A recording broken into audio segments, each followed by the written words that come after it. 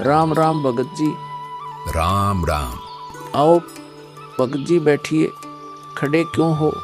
संत रामपाल जी महाराज अपने परने को पुलिया की दीवार पर बिछा देते हैं और महात्मा जी से बैठने का आग्रह करते हैं। कहाँ से आए हो बेटा, क्या करते हो?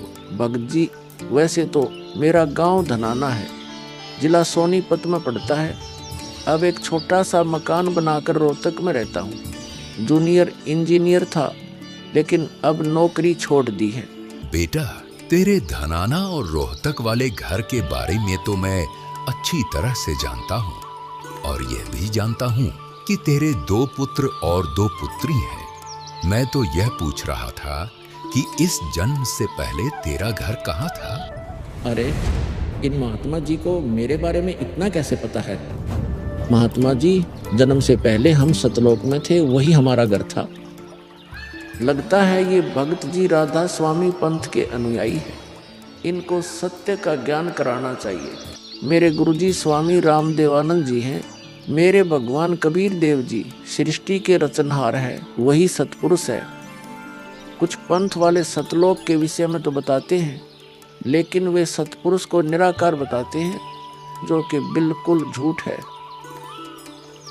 भक्त जी, मैं स्वयं संत गरीबदास जी के पंथ से जुड़ा हूँ।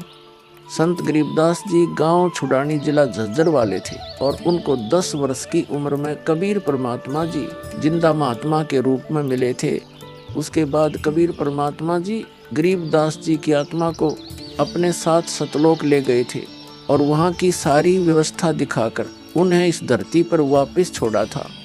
फिर उन्हीं बालक गरीबदास ने सतलोक के बारे में बताया कि ऊपर सतलोक है, वहाँ सारी सुख सुविधा उपलब्ध हैं, सदाबहार बाग हैं, नर नारी की सृष्टि है। वहीं पर एक गुम्मट युक्त महल में कबीर परमात्मा जी सिंहासन पर बैठे हुए हैं और वहीं से कबीर परमात्मा जी इस सृष्टि को चला रहे हैं। हम सब वहीं रहा करते थे, वही हमने जाना है। जो सतलोक में केवल प्रकाश ही प्रकाश बताते हैं, उनका ज्ञान गलत है, वे मोक्ष प्राप्त नहीं कर सकते। भक्त जी, उस बालक गरीबदास ने वाणियों के माध्यम से बताया है कि गरीब अनंत कोटि ब्रह्मांड का एक रति नहीं भार, सतगुरु पुरुष कबीर हैं कुल के सिरजनहार। कौन कबीर? हम सुल्तानी नानक तारे दादू को उपदेश दिया, जाति जुलाहा भेद नहीं पाया, काशी माहे कबीर हुआ।